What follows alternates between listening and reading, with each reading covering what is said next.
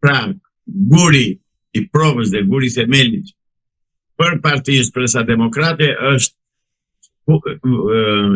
marrja e pushtetit nga partia, nga qeveria teknike dhe arrestimi këtyre të dyve. Ndryshe, Shqipëria ka mbaruar.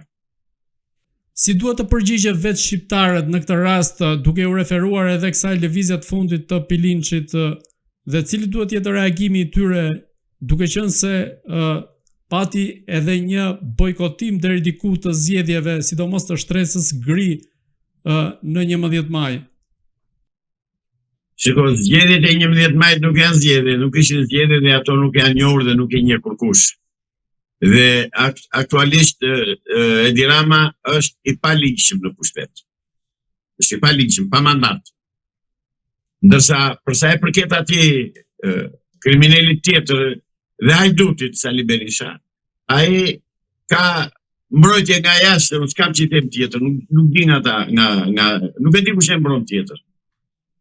Pra shikoj që ka një mbrojtje nga ndërkombëtarët, se ku e se qysh dhe sepse nuk e di, që të mbrosh Sali Berisha të mos e çosh para hekurave edhe para bankës të akuzuarve për këto që ka bërë, deri më sot që janë të dokumentuara, të faktuara, që të mos arrestosh Edi Ramën për këtë krim, për këto krime monstruoze që i ka bërë ekonomisë dhe popullit shqiptar që janë 12 vjetëve, që të mos e çosh në bankën e të akuzuarve Edi Ramën që ka 28 vjet ka në pushtet, Ceaușescu 22 vjet bëri në pushtet dhe e ekzekutuan. Ndërsa këta hypin në krye të partive dhe vdesin aty me shembullin e Gjak Pirsit që janë trashëgimtar të tij të Enver Hoxhës.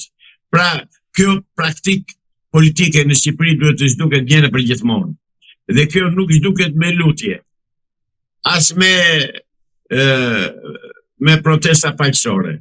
Kjo punë zhduket ashtu, kjo forcë politike, kjo klasë politike duhet të zhduket nga sfera politike shqiptare. Mjetet populli dhe t'i gjej vetë. Cili do të jetë roli i Shteteve të Bashkuara në këtë rast për t'i nxjerrë nga skena politike pikërisht këto figura të politikës shqiptare që e kanë dominuar atë përgjatë këtyre 30 e ca viteve? Dhe të dalën të prononcojnë dhe të thonë, unë nuk e di, unë nuk ndjek politikë, nuk zbatoj politikën amerikane, se nuk e kam atë mënyrë, atë mundësi. Amerikanët e shikojnë çfarë po bëhet. Po e thekse prapë kanë të ndërë tjera. E shikojnë shumë mirë se çfarë po bëhet në Shqipëri. Të dalin zot atyre që thonë, ose të rinë dalë rehat në fatkeqësinë tonë, në hallin tonë. Dy rrugë ka, o do mbështesin një forcë politike që është për të rrëzuar këta dy nga pushteti dhe për t'i futur atje ku kanë vendin, ose do t'i mbajnë se si duket këta u mbushin çantat me miliarda dollar, jo më miliona tani atyre perëndimorëve, edhe ata nuk ndihen. S'ka ashtu, do me thënë një tjetër. Çështja është e shtruar për zgjidhje në Shqipëri. Çështja shqiptare, çështja hallet e Shqipërisë dhe problemet shqiptare janë shtruar për zgjidhje. Nuk kam më kohë për të bërë konferenca dhe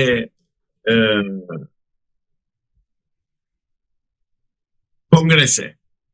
Shqipëria është në ditë të hallit dhe Shqipëria nëse ka mik o sot o kurrë. Zot Islami, çfarë do të thotë sipas jush vizita e Edi Ramës në Shtetet e Bashkuara të Amerikës, ku do të marrë pjesë në dasmën e djalit të George Soros, Alex Soros? Vatet e uzdalarët e tia, vatet e padronët e tia, vatet e anti-shqiptarët më të mëdhenj që ka sot bota.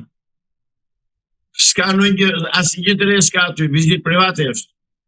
S'na intereson fare. Unë nuk e diskutoj, nuk do ta diskutoj fare se është një çështje që nuk i intereson kombit dhe popullit shqiptar dhe shoqërisë shqiptare. Fare. Ta janë mësuar vend takojnë në një langaraq atje në Amerikë, edhe thonë na mbështet Amerika neve. Vene bëjnë fotografi me si gruaja e Bilalit, edhe thonë na mbështet Amerika neve. Dhe shqiptarët flojnë gjumë. Plus që atë infrastrukturën e tyre, superstrukturën e tyre të spionazhit në Shqipëri e kanë ngritur dhe po e theksojnë akoma më shumë me vendimin e fundit për policët vullnetar. Pra, janë cimentuar mirë ata, prandaj them që shqiptarët duhet gjejnë rrugët për të rrëzuar. Po çfarë mesazhi kërkon të japë Edi Rama në këtë rast, duke qenë se ka shkuar tek njerëzit që janë kundër Trumpit pra, dhe nga ana tjetër ai është edhe i afërt me njerëzit e Trumpit. Çfarë është kjo lojë e Edi Ramës me dy porta? Ku është i afërt me njerëzit e Trumpit, se s'po e kuptoj që po unë. Me dhëndrin e Donald Trumpit.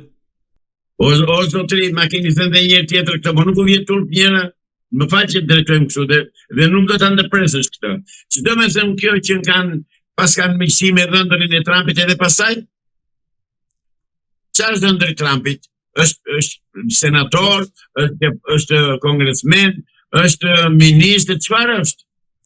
Çështja është që është njeriu i afërt i presidentit amerikan dhe edhe pastaj mirë, shkoni për ndikimin e tij. Kush sa që dihet për ndikimin e tij? Kush e tha atë? Po të paktën në mandatin e parë të Trumpit ka pasur goxha ndikim. Ku e ka pasur ndikimin? Tek ne jo. Te administratën e Trumpit. O zotëri, s'na duhet deve se sa të ndurë edhe nuse ka i në shpitimo që janë këto që kjo Shqipë, që kjo politik rrugë kështu. Kjo është politik rrugë. Nuk është politik, nuk është diplomaci. Kjo është një idiotizm që i doj që e thot, është turp një. Për nivelin që i njoh vetes nuk do pranoja kur që kjo çështje të shtrohet për diskutim. Të diskutojmë nëse me që ka dhëndërin ai Trumpi që mund të ketë interesa diku në Ballkan, edhe o burra tani do ta bëjmë mikë, do na mbështesi Trumpi. Jo zotëri, edhe Trumpi vetë nuk mendon politikë personale në Shtetet e Bashkuara të Amerikës. Ka probleme të mëdha vetaj në Kaliforni. E s'ka ngetë merret me neve. Ai dhëndëri Trumpit vjen në Kaliforni të qetësoj situatën. Që janë ngritur gjithë meksikanët kundër tyre, të mbështetur nga ky miku që ka ftuar këtë Edi Ramën ton, kryeministrin ton në detyrë. Pikërisht pra, duke qenë se janë dy palë që janë të kundërta në Shtetet e Bashkuara të Amerikës, si Soros, si ashtu edhe Trumpi, në këtë rast Edi Rama nga njëra anë lun me portën e Trumpit dhe nga ana tjetër me portën e Sorosit, siç është pjesëmarrja në dasmën e djalit të George Sorosit. Të lutem. Në dasëm ka vatur të vetë për Iraki, ndërsa me Trumpin dhe të dalë i dhëndëri Trumpit e thotë shikoni se Edi Rama ka mua për mbështetje. Çfarë këto këtoni more? Po ka dhe i mesazh politik aty në atë rast, sepse do të marrë pjesë Obama, Clinton. Absolutisht asnjë mesazh politik. Absolutisht fare, zero. Edhe nëse bën foto me Obama ose Clintonin. Po dhe të bëjnë dash dhe me atë, me vjerën e Obamës, kjo është politika, që bëjnë fotografi me, që paguajnë nga $100,000-200,000 për të bërë një fotografi, dhe kujt i duhet ajo fotografi?